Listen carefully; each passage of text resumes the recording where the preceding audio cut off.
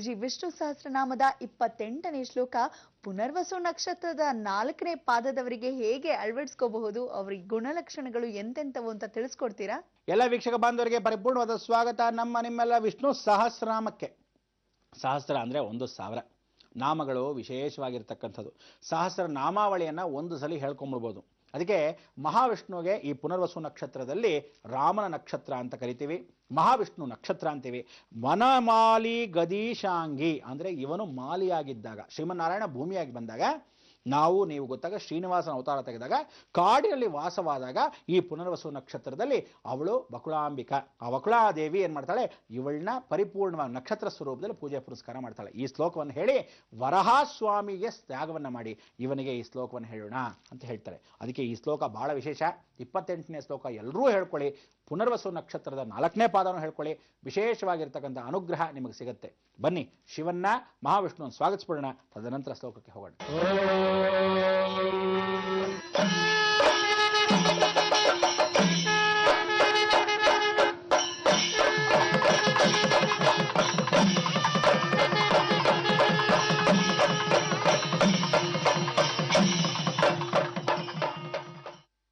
ದೇವಾನುಗ್ರಹ ಭಕ್ತಪ್ರಿಯರೇ, ದೈವ ಅನುಗ್ರಹ ಇದ್ದರೇ ಭಗವಂತನ ಕೃಪಾ ಕಟಾಕ್ಷ.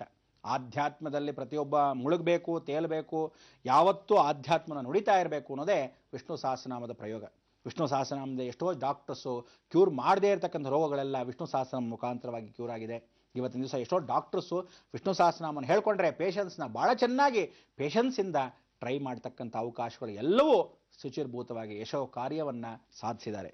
ಇವತ್ತಿನ ದಿವಸ ಎಷ್ಟೋ ಜನ ಧನವಂತರಿ ಮಹಾವಿಷ್ಣು ಸಹಸ್ರನಾಮವನ್ನು ಯಾವ ಹಾಸ್ಪಿಟಲಲ್ಲಿ ಹಾಕಿರ್ತೀರೋ ಆ ಹಾಸ್ಪಿಟಲ್ ಅದರ ಚಿರಾಯುವಾಗಿರ್ತಕ್ಕಂಥ ಪ್ರತಿಯೊಬ್ಬ ಮನುಷ್ಯ ಹೋದವನು ವಾಪಸ್ ಮನೆಗೆ ಪರಿಪೂರ್ಣ ಆಗಿ ಮನೆಗೆ ಬರ್ತಾನೆ. ಇಲ್ದಿದ್ರೆ ವಾಪಸ್ಸು ಬರೋದೇ ಇಲ್ಲ. ಹಾಸ್ಪಿಟ್ಲ್ಗೆ ಹೋಗಕ್ಕೆ ಮೊದಲು ಚೆನ್ನಾಗೇ ಇರ್ತಾನೆ, ಹಾಸ್ಪಿಟ್ಲ್ಗೆ ಹೋದ ತಕ್ಷಣ ಡಮಾರ್ ಅಂದ್ಬಿಡ್ತಾನೆ. Operation success, patient died. ಅದಕ್ಕೆ ವಿಷ್ಣು ಸಹಸ್ರನಾಮವನ್ನು ಯಾವತ್ತೂ ಪೇಷನ್ಸು ಹೇಳ್ಕೊತಾ ಇರಬೇಕು, ಪೇಷನ್ಸಾಗಿ ಹೇಳ್ಕೊಡ್ಬೇಕು. ಅದಕ್ಕೆ ಜೀವನ ಈ ರೀತಿಯಾದ ಪುನರ್ವಸು ನಕ್ಷತ್ರ 4ನೇ ಪಾದಕ್ಕೆ ಈ ಶ್ಲೋಕದಲ್ಲಿ ಅರ್ಥ ಏನಿರುತ್ತೆ, ಪುನರ್ವಸು ನಕ್ಷತ್ರ 4ನೇ ಪಾದದವ್ರಿಗೆ ಡಾಕ್ಟರ್ಸ್ ಅಂತ ಕರಿತೀವಿ. ಸಾಧಾರಣವಾಗಿ ಡಾಕ್ಟರ್ ಹೆಂಡ್ತಿರೋ ಪುನರ್ವಸು ನಕ್ಷತ್ರ 4ನೇ ಪಾದದವರು. ಕೆಲವರು ಹೇಳ್ತಾರೆ ಕೈಗುಣ ಭಾಳ ಚೆನ್ನಾಗಿದ್ದಾರೆ, ಅವ್ರ ಹೆಸರು ಹೇಳಿದ್ರೆ ಸಾಕು, ಸ್ವಲ್ಪ ಹೋಗಿ ಬಂದರೆ ಸ್ವಲ್ಪ ಮಟ್ಟಕ್ಕೆ ಜ್ವರ ಇದೆ, ಹೋಗಿ ಬಂದ ತಕ್ಷಣ ಸರೋಯ್ತು, ಅವ್ರೇನು ಮಾತ್ರೆ ಕೊಟ್ಟಿಲ್ಲ, ಹಿಂಗೆ ಮುಟ್ಟಿದ್ರು ಹಂಗೆ ಮುಟ್ಟಿದ್ರು, ಹಿಂಗೆ ನೋಡಿದ್ರು ನಾಡಿ ಫಸ್ಟ್ ಕ್ಲಾಸ್ ಆಗಿ. ಈ ಕಾಲದಲ್ಲಿ ಯಾರು ಮುಟ್ಟೋದೇ ಇಲ್ಲ. ಆಯುಸ್ ಚೆನ್ನಾಗಿ ಗಟ್ಟಿಯಾಗಿದೆಯಾ, ಆಯುಸ್ ಗಟ್ಟಿಯಾಗಿದ್ದರೆ ಪರವಾಗಿಲ್ಲ, ಅವ್ನು ಕಾಪಾಡ್ಬೋದು, ದೈವ ಅನುಗ್ರಹ ಇದೆಯಾ ಇಲ್ಲಿ ನೋಡ್ತಾನೆ. ಅದಾದ ತಕ್ಷಣ ನಾಡಿನ ಮುಟ್ಟು ನೋಡ್ತಾನೆ, ಚಂದ್ರನಾಡಿನ, ಸೂರ್ಯನಾಡಿನ, ವಾತಾಸ್ ದೇಶ ಕಫ ಚೆನ್ನಾಗಿದೆಯಾ, ಆಮೇಲೆ ಎಡೆ ಭಾಗ ನೋಡ್ತಾನೆ, ಬೀಟ್ಸ್ ಜಾಸ್ತಿ ಇದೆಯಾ ಕಮ್ಮಿ ಇದೆಯಾ, ಹಿಂದ್ಗಡೆ ಬೀಟ್ಸಲ್ಲಿ ರಿಬ್ ಬೋನ್ ಸರಿಯಾಗಿದೆಯಾ, ಶಕ್ತಿಯನ್ನ ಮೇಲ್ಗಡೆ ಬ್ಲಡ್ ಫ್ಲೋಯೇಷನ್ ಚೆನ್ನಾಗಿದೆಯಾ, ಎಲ್ಲ ಮುಟ್ಟು ನೋಡ್ಬೇಕು. ಆವಾಗ ವಿಶೇಷ. ಸ್ವಲ್ಪ ಶರ್ಟ್ ತೆಗಿರಿ, ಉಸಿರಾಡಿ ಜೋರಾಗೆ ಅನ್ಬೇಕು. ಅದೆಲ್ಲ ನೋಡೋದೇ ಇಲ್ಲ, ಉಸಿರು ಇಲ್ಲ, ಉಸಿರಾಟನೂ ಇಲ್ಲ. ಈಗ ಯಾವತ್ತು ತಿಳ್ಕೊಳ್ಳಿ, ಅಡಿಗೆ ಮನೆಯಲ್ಲಿ ವಾಸವಾಗಿದ್ದವನು ಯಾರು, ಘಟೋದ್ಗಜ, ಹಬ್ಬ ಫಸ್ಟ್ ಕ್ಲಾಸ್. ಆಗ ನಳಪಾಕ ಭೀಮ, ನಳಪಾಕ ನಳ ದಮಯಂತಿ, ನಳ ಭಾಳ ಒಳ್ಳೆ ಅಡಿಗೆ ಮಾಡ್ತಿದ್ದ, ಭೀಮ ಒಳ್ಳೆ ಅಡಿಗೆ ಮಾಡ್ತಿದ್ದ. ಅದಕ್ಕೆ ಇವರಿಬ್ಬರಲ್ಲಿ ಕೈ ರುಚಿ. ಅಕಸ್ಮಾತ್ ಇವರು ಪ್ರಾಣಿ ಪಕ್ಷಿಗಳು ನೋಡ್ಕೊಂಡ್ರೆ ಭಾಳ ಪ್ರೀತಿಯಿಂದ ನೋಡ್ಕೊತಾರೆ, ಒಳ್ಳೆ ವಾತ್ಸಲ್ಯದಿಂದ ನೋಡ್ಕೊತಾರೆ. ಪ್ರಾಣಿ ಪಕ್ಷಿಗಳು ಒಳ್ಳೆ ಫ್ರೀ ಲವ್, ಎಷ್ಟು ಅವ್ರ ಮನೆಯವ್ರನ್ನ ಪ್ರೀತಿಸ್ತಾರಲ್ಲ ಪ್ರಾಣಿ ಪಕ್ಷಿಗಳಿಂದ ಆ ಪ್ರೀತಿಸೋ ವಾತಾವರಣ ಇವರಲ್ಲಿ ಜಾಸ್ತಿ ಇರುತ್ತೆ. ಆ ಮುದ್ದಾಡ್ತಾರೆ, ಆ ನಾಯಿನ ಮುದ್ದಾಡ್ತಾರೆ, ಪಾಪ ಕಣ್ಣು ನೋಡಿ ಹೆಂಗಿದೆ. ಅದಕ್ಕೆ ನೋಡಿ, ಈ ಪುನರ್ವಸು ನಕ್ಷತ್ರ ಗೊತ್ತಿದ್ದೋ ಗೊತ್ತಿಲ್ಲದೆ ವಿದೇಶಿಯರು ಜಾಸ್ತಿ ಜನ ಎಷ್ಟೋ ಪ್ರಾಣಿಗಳನ್ನ ಯಾರು ನೋಡ್ಕೊತಾ ಇದ್ದಾರೆ ಗೊತ್ತಾ, ಅವರೆಲ್ಲ ಪುನರ್ವಸು ನಕ್ಷತ್ರ 4ನೇ ಪಾದದವರೇ ಆಗಿರ್ತಾರೆ. ಪಾಪ ಅವ್ರ ನಕ್ಷತ್ರ ಗೊತ್ತಿರಲ್ಲ ಹುಟ್ಟಿದಾಗೆ, ಆದರೆ ನೀವು ಕರೆಕ್ಟಾಗಿ ಕ್ಯಾಲ್ಕುಲೇಟ್ ಮಾಡಿ ನೋಡಿ, ಅವರು ಪುನರ್ವಸು ನಕ್ಷತ್ರದವರೇ ಆಗಿರ್ತಾರೆ. 4ನೇ ಪಾದವರು ಸ್ಪೆಸಿಫಿಕ್ ಆಗಿರುತ್ತೆ. ಯಾರು ಪ್ರಾಣಿ ಪಕ್ಷಿಗಳನ್ನ ಜಾಸ್ತಿ, ಯಾಕೆಂದರೆ ಇವರಲ್ಲಿ 8 ಅಂದರೆ 8 ಶನಿ ಅಂಶ, 2 ಚಂದ್ರನ ಅಂಶ. ಶನಿ ಚಂದ್ರ ಯಾವಾಗಿದ್ರೆ ವೈರಾಗ್ಯ ಗ್ರಹ, ಯಾರನ್ನಾದರೂ ಪ್ರೀತಿಸ್ತಾರೆ ಅಂದರೆ ಮನುಷ್ಯರಿಗಿಂತ ವಿಶ್ವಾಸ ಜಾಸ್ತಿ ಹೊಂದ್ಕೊತಾರೆ. ಆದರೆ ಇವರಲ್ಲಿ ಏನು ಅಂದರೆ ಒಂದು ಬೇಜಾರು, ಭಾಳ ಬೇಗ ಮೋಸ ಹೋಗ್ತಾರೆ. ಇವ್ರು ಯಾರು ಪ್ರೀತಿಸಿರ್ತಾರೋ ಅವ್ರು ಮೋಸ ಮಾಡ್ಬಿಡ್ತಾರೆ.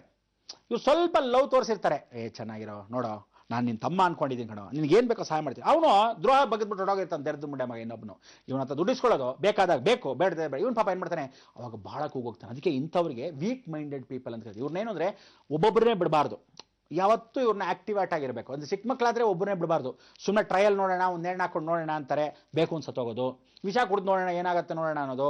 ಅಕಸ್ಮಾತ್ ಯಾರು ಇಲ್ಲದೇ ಇದ್ರೆ ಆ ಥರ ಒಂದು ಟ್ರೈ ಎಲ್ಲ ಮಾಡ್ತಿರ್ತಾರೆ. ಅದಕ್ಕೆ ಜಾಗ್ರತೆ, ಹುಷಾರು. ಚಿಕ್ಕ ಮಕ್ಕಳಿಗಾದರೆ ಬೇಗ ಹಲ್ಲು ಬರಲ್ಲ. ಈ ಪುನರ್ವಸು ನಕ್ಷತ್ರ 4ನೇ ಪಾದವ್ರಿಗೆ ಹಲ್ಲೇ ಬರಲ್ಲಪ್ಪ. ಏನೋ ಹಲ್ಲೇ ಬರ್ತಾ ಇಲ್ಲ, ದೌಡೆಗಳೆಲ್ಲ ಗಟ್ಟಾಗ್ತದೆ, ಯಾವ ಕಾಲಕ್ಕೆ ಹಲ್ಲು ಬರೋದು, ಅಯ್ಯೋ ಬರ್ತಾ ಇದೆ, ನಿಧಾನಕ್ಕೆ ಬರುತ್ತೆ. ಆಮೇಲೆ ಇವರಲ್ಲಿ ಬೇದಿ ಯಾವುದು ತಿಳ್ಕೊಳ್ಳಿ, ಮೋಷನ್ನೇ ಜಾಸ್ತಿ, ಗಟ್ಟಿಗೆ ಬರಲ್ಲ. ಎಲ್ಲ ಮೋಷನ್ ನೀರಂಶ. ಅಂದರೆ ದೇಹದಲ್ಲಿ ನೀರಂಶ ಜಾಸ್ತಿ ಇರೋದ್ರಿಂದ ಇವರಲ್ಲಿ ಏನು ಅಂದರೆ ಅರ್ಜೆಂಟಾಗಿ ಬಾತ್ರೂಮ್ಗೆ ಹೋಗಬೇಕು, ಇಲ್ಲದ್ರೆ ಮಧ್ಯೆ ಚೊಂಬರ್ಕೋಬೇಕಂತೆ. ಯಾಕೆಂದರೆ ಒಂದ್ಸಲಿ ಹೀಗೆ ಆಯಿತು. ಏನಾಯಿತು ಅಂದರೆ ಒಂದ್ಸಲಿ ದೊಡ್ಡ ರೆಡ್ ಲೈನ್ ಹೋಟ್ಲ್ ಅಂತಿತ್ತು.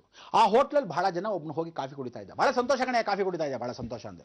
ಆವಾಗ ಅವನು ಸಾಲ ಸಿಕ್ಕಾಪಟ್ಟೆ ಮಾಡಿದ್ದ. 1 ತಿಂಗಳಾಯಿತು, 2 ತಿಂಗಳಾಯಿತು, ಕೊನೆ ಕೊಟ್ಟ ಅಂತ ಇಟ್ಕೊಳ್ಳೆ 3ನೇ ತಿಂಗಳಿಗೆ. ಇವನು ಆಮೇಲೆ ಇವ್ನು ಸಾವಾಸನೆ ಬೇಡ, ಏನಾದರೂ ಮಾಡಬೇಕು, ಇವ್ನು ಬರಲೇಬಾರ್ದು ನನ್ನ ಹೋಟ್ಲಿಗೆ ಅಂತ ಏನು ಮಾಡಿ ಕಾಫಿನಲ್ಲಿ ಫಸ್ಟ್ ಕ್ಲಾಸಾಗಿ ಬೇದಿ ಮಾತ್ರೆ ಹಾಕ್ಕೊಟ್ಟ. ಅವ್ನು ಹೋಗ್ತಾ ಇದ್ದ ಸಮಯ ಅರ್ಜೆಂಟಾಗಿ ಆಯಿತು. ಸರಿ ಬದ ಅಂತ ರೋಡೆಲ್ಲ ಮಾಡ್ಕೊಂಡು ಹೋಗ್ತಾ ಇದ್ದ ಸಮಯ ಏನಾಯಿತು, ಯಾರೋ ಬಂದ foreigner, where is red line hotel ಅಂತ, ಫಾಲೋ ಮೈ ಯೆಲ್ಲೋ ಲೈನ್ ಅಂದ. ಹಾಗಾಯಿತು ಕರ್ಮ ನೋಡಿ. ಜೀವನದಲ್ಲಿ ಇವ್ರಿಗೇನು ಅಂದರೆ ಅರ್ಜೆಂಟ್ ಜಾಸ್ತಿ, ತಡ್ಕೊಳಕ್ಕಾಗಲ್ಲ, ಕೆಪಾಸಿಟಿ ಭಾಳ ಕಮ್ಮಿ. ಅದಕ್ಕೆ ನಿಮಗೆ ಇಂಥ ಶ್ಲೋಕಗಳನ್ನು ಪರಿವರ್ತನಾ ಸ್ವರೂಪಕ್ಕೆ ನೋಡಬೇಕು, ಆರಾಧಿಸಬೇಕು ಅಂತ ಹೇಳ್ತೀವಿ. ಬನ್ನಿ ಆ ಶ್ಲೋಕ ನೋಡ್ಕೊಂಬಂದ್ಬೇಡ. ವೃಷಾಹಿ ವೃಷಭೋ ವಿಷ್ಣುರ್ವೃಷಪರ್ವಾ ವೃಷೋದರಃ ವರ್ಧನೋ ವರ್ಧಮಾನಶ್ಚ ವಿವಿಕ್ತಃ ಶ್ರುತಿಸಾಗರಃ. ವೃಷಾಹಿ ವೃಷಭೋ ವಿಷ್ಣುರ್ವೃಷಪರ್ವಾ ವೃಷೋದರಃ ವರ್ಧನೋ ವರ್ಧಮಾನಶ್ಚ ವಿವಿಕ್ತಃ ಶ್ರುತಿಸಾಗರಃ. ವಿವಿಕ್ತ ಅಂತಕ್ಕಂಥದ್ದು ಏನು ಅಂದರೆ ಇವರು ಯಾವತ್ತೂ ವೀಕ್ ಮೈಂಡೆಡು, ಭಾಳ ಸೆನ್ಸಿಟಿವ್ ಉಳ್ಳವರು ಅಂತ. ಅಕಸ್ಮಾತ್ ಇಂಥವರು ಜಡ್ಜ್ಮೆಂಟ್ ಆಗಿದ್ದರೆ ಒಳ್ಳೆ ಜಡ್ಜ್ಮೆಂಟ್ ಕೊಡ್ತಾರೆ. ಇವರಲ್ಲಿ ಯಾವತ್ತೂ ಅದೊಂದು ಆಸಕ್ತಿ ಇರುತ್ತೆ. ಪ್ರಾಣಿ ಪಕ್ಷಿಗಳ ಪ್ರೀತಿ ವಾತ್ಸಲ್ಯ ಜಾಸ್ತಿ ಇರುತ್ತೆ. ಹಾಗೆ ದಯವಿಟ್ಟು ಇವ್ರುಗಳಿಗೆ ಕೂದಲು ಡ್ರಾಪಿಂಗ್ ಜಾಸ್ತಿ ಆಗುತ್ತೆ. ಭಾಳ ಜನ ಬೇಗ ಬಾಲ್ಡಿ ಆಗಿಬಿಡ್ತಾರೆ. ಅದಕ್ಕೆ ನೀವು ಯಾವುದೋ ಪ್ರಯೋಗ ಮಾಡಿಕೊಂಡು ಎಲ್ಲೋ ಗಿಡ ನೆಟ್ತೀವಲ್ಲ, ಹಂಗೆ ನೆಟ್ಟಿಸ್ಕೊಳಕ್ಕೆ ಹೋಗಬೇಡಿ. ಯಾವ ಕಾಲಕ್ಕೋ ಕೂದಲು ಇಲ್ಲದೆ ಇರೋ ಪರವಾಗಿಲ್ಲ, ಲಕ್ಷಣ ಚೆನ್ನಾಗಿರ್ತೀರ. ಯಾಕಂದರೆ ನಿಮಗೆ ಫೀಚರ್ಸ್ ಚೆನ್ನಾಗಿರುತ್ತೆ. ಮೂಗು ಕಣ್ಣು ಎಲ್ಲ ಭಾಳ ಚೆನ್ನಾಗಿ, ತನಗೇ ಗೊತ್ತಿಲ್ಲದೆ ಆ ಕಣ್ಣು ಭಾಳ ಬ್ರೈಟ್ ಆಗಿರುತ್ತೆ, ದೊಡ್ಡ ಕಣ್ಣು ಇಲ್ಲದೆ ಹುಬ್ಬನ ಭಾಗ ಭಾಳ ಚೆನ್ನಾಗಿರುತ್ತೆ. ಅದರಿಂದ ತಲೆ ಮೇಲೆ ಕೂದಲಿದ್ದರೆ ಯಾರು ನೋಡಲ್ಲ, ನೀವೇನು ತಲೆ ಕೆಡಿಸ್ಕೊಬಲ್ಲ. ಆಮೇಲೆ ಹೊಟ್ಟೋದ್ರೆ ಏನು ಮಾಡ್ತೀರಾ? ನಿಮ್ಮನ್ನು ಹೇಗಿದ್ದೀರೋ ಹಾಗೇ ಟ್ರೀಟ್ ಮಾಡಿದ್ರೆ ಉತ್ತಮ ಅಂತ ಈ ಮುಖಾಂತರ ಹೇಳ್ತಾ ಶ್ಲೋಕವನ್ನು ಅವಾಗ ಹೇಳ್ಕೊಳ್ಳಿ. ನಿಮಗೇನು ಅಂದರೆ ಅಶ್ವತ್ಥ ವೃಕ್ಷವನ್ನು ಯಾವತ್ತೂ ಪ್ರದಕ್ಷಿಣೆ ಹಾಕ್ತಾ ಇರಬೇಕು. ಪುನರ್ವಸನಾಕ್ಷಣ ಪಾದದವರು ಅಶ್ವತ್ಥ ವೃಕ್ಷವನ್ನು ಭಾಳ ಚೆನ್ನಾಗಿ ಹಾಕಿದ್ರೆ, ಮೂಲತೋ ಬ್ರಹ್ಮರೂಪಾಯ ಮಧ್ಯತೋ ವಿಷ್ಣು ರೂಪಿಣಿ ಅಗ್ರತೋ ಶಿವರೂಪಾಯ ವೃಕ್ಷಜಾಜಾಯ ತೇ ನಮಃ. ವೃಕ್ಷವನ್ನು ಹೇಗಿದೆಯೋ ಆ ಮನೋಭಾವನೆ ನಿಮ್ಮಲ್ಲಿ ತುಂಬಲಿ. ನಿಮಗೆ ಬೇಡದೇ ಇರತಕ್ಕಂಥ ವಸ್ತುಗಳು ಬೇಡದೇ ಹೋಗಲಿ. ನಿಮಗೆ ಬೇಕಾಗಿರತಕ್ಕಂಥ ಕಾಂತಿ ಒಬ್ಬಂಟಿಗ ಅನ್ಸೋದು ಭಾವನೆ ಏನಿದೆ ಅದನ್ನು ಪರಿಪೂರ್ಣವಾಗಿ ಭಗವಂತ ಮಾಡಲಿ ಅಂತ ಮುಖಾಂತರ ಹಾರೈಸ್ತೀನಿ. ಹಾಗಾದ್ರೆ ಗುರುಜಿ, ಪುನರ್ವಸು ನಕ್ಷತ್ರದ 4ನೇ ಪಾದದವರು ಅಶ್ವತ್ಥ ಮರವನ್ನ ಸುತ್ತಬೇಕು, ಬಹಳ ಒಳ್ಳೇದು, ಏಳ್ಗೆ ಕಾಣ್ತಾರೆ ಅಂತ ಹೇಳಿದ್ರಿ. ಜೊತೆಗೆ ಬಹಳನೇ ಒಳ್ಳೆಯವರು ಅವರು ಅಂತ ಕೂಡ ತಿಳಿಸಿದ್ರಿ.